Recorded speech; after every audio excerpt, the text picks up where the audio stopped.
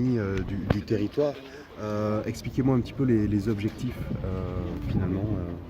Disons, d'abord et avant tout, il s'agit aujourd'hui de la suppression d'un passage à niveau qui était particulièrement dangereux.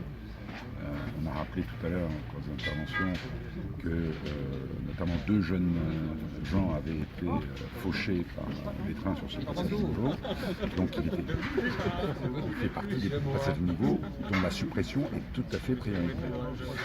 Les études ont commencé en 2007 et aujourd'hui donc nous sommes à cette manifestation de la première pierre qui va permettre de voir ce passage à niveau supprimé effectivement en début 2018.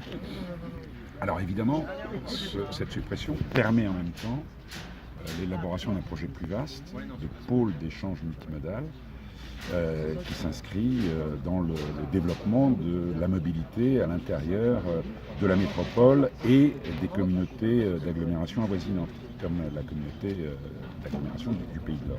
Donc ça participe évidemment aussi au développement de la métropole. C'est ça, c'est que c'est plus large finalement que Bayargues.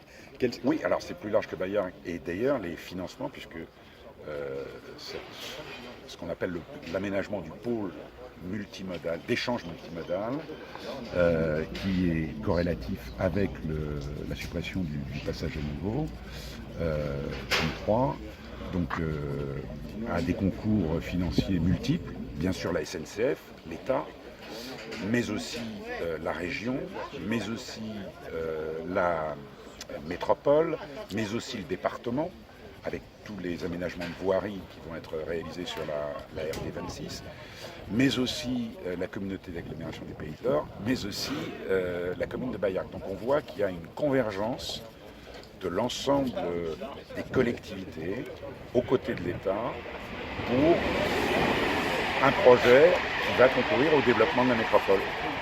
Quelles sont les prochaines échéances au niveau régional? Ce n'est pas le seul passage à niveau qui Non, alors il y a d'autres passages à niveau sur la métropole qui doivent là aussi être supprimés. Et je pense au projet de Castelnau, la suppression du passage à niveau 39.